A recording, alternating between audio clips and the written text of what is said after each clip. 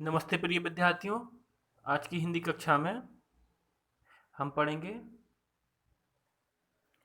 पाठ 8 वे दिन भी क्या दिन थे के बचे हुए प्रश्न उत्तर।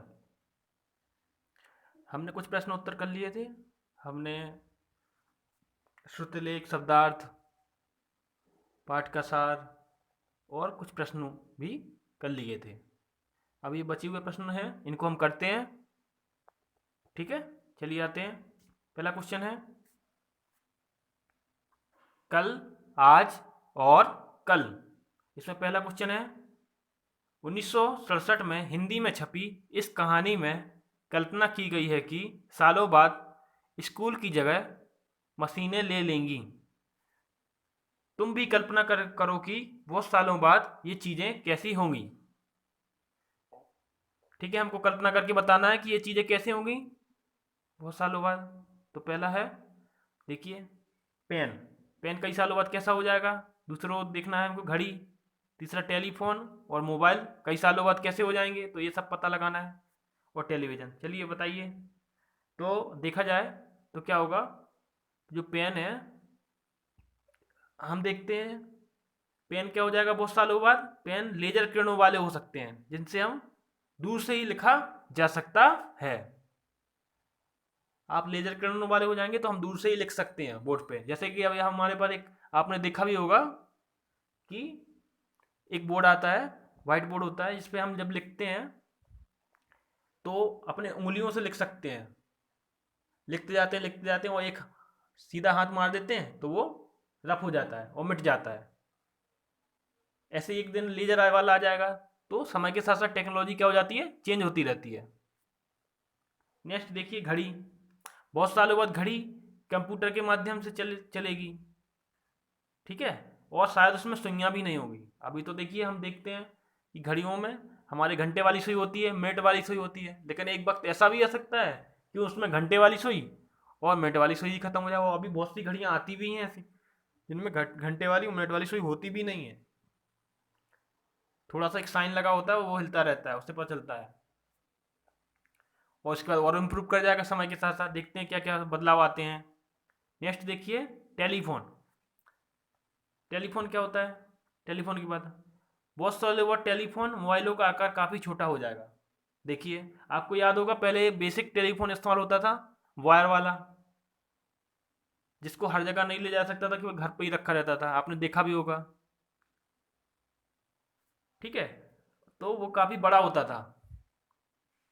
उसके बाद मोबाइल आया। मोबाइल भी काफ़ी मोटे होते थे, लेकिन धीरे धीरे टेक्नोलॉजी में बदलाव आया। मोबाइल भी क्या होने लगे, पतले होने लगे, छोटे होने लगे साइज में। तो अब देखते हैं आगे की और टेक्नोलॉजी में क्या बदलाव आता है। तो इस तरह हम ये जान जाते हैं कि फ्यूचर में टेक्नोलॉजी क्या क्या बदलाव आने वाले हैं। तो आप लिख देंगे, क्या लिखेंगे, बहुत सालों बाद टेलीफोन मोबाइलों के आकार काफ़ी छोटे हो जाएंगे, साथ ही इसमें काफ़ी सुविधाएं भी होंगी।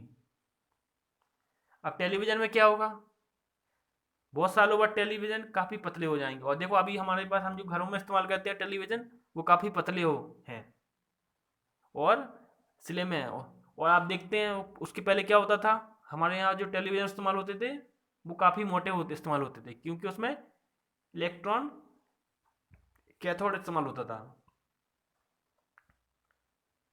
तो वो काफ़ी मोटा हो जाता था, लंबा होता था वो। ठीक है, तो उसकी वजह से उसका मोटापन बढ़ जाता था। अब वो इस्तेमाल नहीं होता है, इसलिए वो स्लिम हो गया है। तो उसके बाद और भी बदलाव हो सकता है, देखते हैं। और अभी तो अब आपने देखा होगा एक टेलीविज़न ऐसा भी आने लगा है जिसमें वायर ही नहीं आता है। अभी तो वायर भी लगे रहते हैं, अब तो वायर भी खत्म हो गया, सीधा बिना वायर के ही कनेक्ट हो जाता है। अब देखिए रसोई घर का सामान, रसोई घर का ज़्यादातर सामान होगा तो वो क्या हो जाएगा, एक दिन वक्त ऐसा आएगा कि वो बिजली से चलने लगेगा। अब हम देखते हैं इंडक्शन चूल्हा वगैरह होता है, वो अब बिजली से चलता है। और भी चीज़ें और भी बदलाव हो जाएंगे समय के साथ साथ। तो ये फ्यूचर में आने वाले नए नए बदलाव हैं जो हम लिख सकते हैं। ठीक है, वो हमने यहाँ पे लिखे भी हैं। तो हमने क्या लिखा है रसोई घर के बारे में, आने वाले समय में रसोई घर में प्रयोग होने वाला सामान भी काफ़ी आधुनिक होगा। इसमें कई चीज़ें बिजली से चलने वाली होंगी। अब देखिए एक और क्वेश्चन देखिए। अब यहाँ पे कंपेयर किया जा रहा है कि फ्यूचर में और पास्ट में कोई चीज़ जो मिलती थी उसके रेट में क्या डिफरेंस हो गया है। अब एक क्वेश्चन था, छोटा सा एक्टिविटी, आपको आपको मम्मी पापा से पूछना है कि भाई पहले हमको कैसे ये चीज़ कितने रेट में मिलती थी, अब ये कितने रेट में मिलती है। तो ये मम्मी पापा से थोड़ा हमको पूछ के एक्टिविटी लिखी है, मैंने अपने हिसाब से लिखी है, आप अपने हिसाब से भी लिख सकते हो पूछ के, ठीक है। तो नीचे कुछ वस्तुओं के नाम दिए गए हैं, देखो मैं क्वेश्चन पढ़ता हूँ। बड़ों से पूछ कर पता करो कि 20 साल पहले इनकी क्या कीमत थी और अब इनका कितना दाम है। तो जैसे वस्तु कोई आलू था, उस समय 20 साल पहले कितना था, 20 से 25 पैसे रुपए किलो में मिल जाता था आराम से। लेकिन अब इसका दाम आप देखते हैं आसपास बाजारों में जब खरीदने जाते हैं 10-15 रुपए किलो मिलता है। और ऐसे ही लड्डू जो हम खाते थे 3 से 4 रुपए किलो में मिल जाते थे, लेकिन अब 150 रुपए किलो लगभग है इसका रेट। ऐसे ही शक्कर का 4 से 5 रुपए किलोग्राम होती थी और अब 35 से 40 रुपए प्रति ग्राम होती है आज के समय में। आप ये मम्मी पापा से पूछ के लिख सकते हो। ऐसे ही हमारे दाल, दाल का देखा जाए, दाल 2 से 3 रुपए किलो होती थी, अब कितने रुपए किलो होती है, 100 से 110 पार कर गया है दाल का रेट, ठीक है। और अब देखिए यहाँ पे चावल, देखिए चावल 1 से 3 रुपए किलो के बीच मिल जाता था, अब 30 से 40 रुपए किलो के बीच मिलता है चावल। दूध का भी वही रेट है, 2 से 3 रुपए मिलता था पहले के ज़माने में 20 साल पहले, और अब 20 से 24 और 28 रुपए तक इसका रेट हो गया है किलो, ठीक है। तो इस तरीके से, वो वैसे इसका ज़्यादा ही हो गया, 38-40 रुपए है, मेरे से गलत लिख गया है यहाँ पे, ठीक है। हमने इतना समझ लिया, अब आगे बढ़ते हैं। प्रश्न नंबर 3 है, क्वेश्चन नंबर 3 को देखिए। आज हमारे कई काम कंप्यूटर की मदद से होते हैं।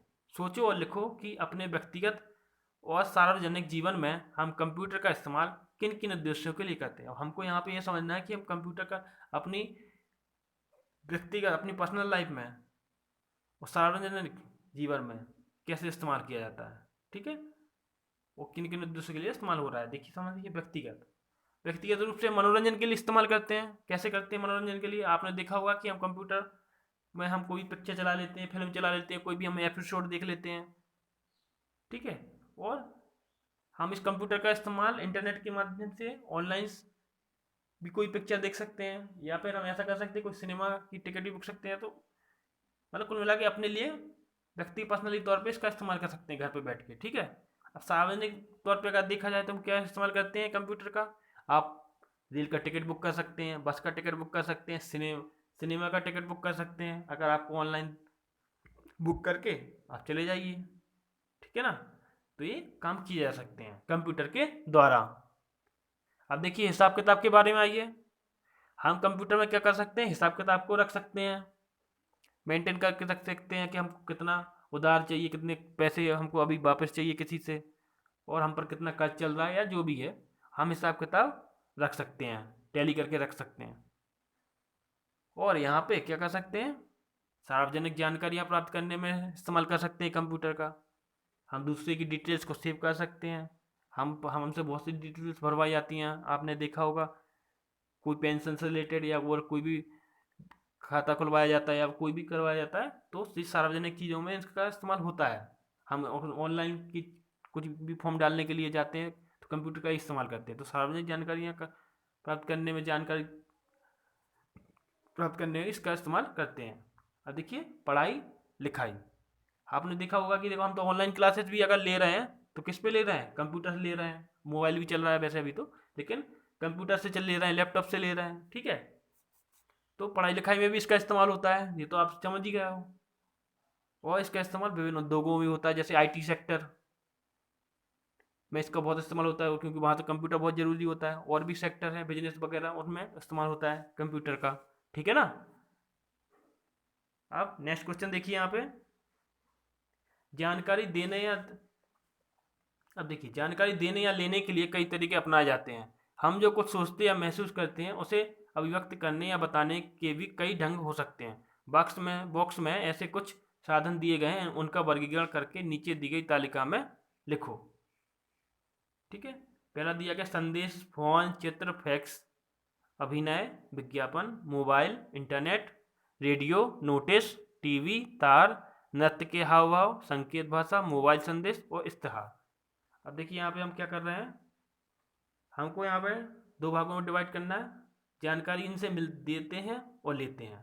कौन कौन सी चीज़ें हैं, कौन कौन से इनमें से बॉक्स में दिए गए हैं जिनसे जानकारी देते हैं और लेते हैं। अब हमको सोचना है, देखिए अब देखो जानकारी हम किससे देते, और जो दोनों काम करते देते और लेते हैं, तो हम उसके लिए रिवर्सेबल का साइन लगाएंगे, नीचे वाले में बताया गया है।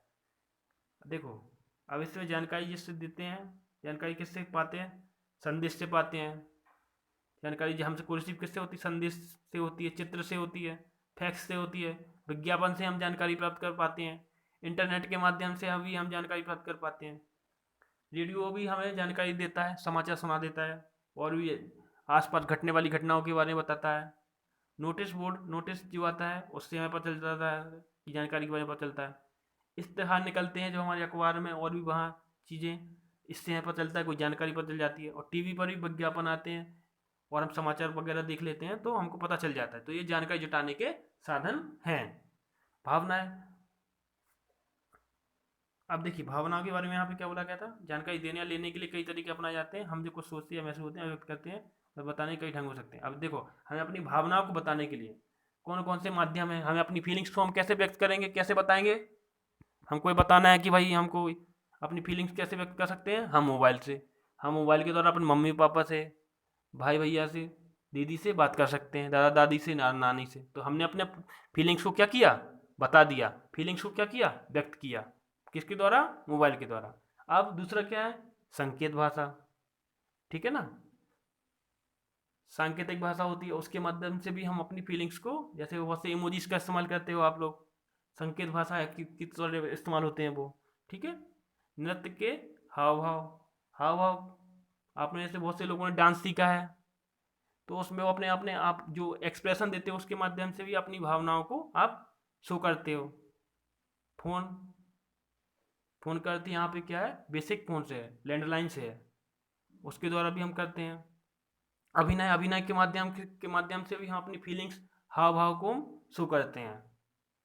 तार एक तरीके का चिट्ठी ही है, चिट्ठी है, ठीक है। तो ये भी भावनाओं को व्यक्त करती है। और मोबाइल संदेश के माध्यम से भी हम एक दूसरे की फीलिंग्स को क्या करते हैं, शेयर करते हैं।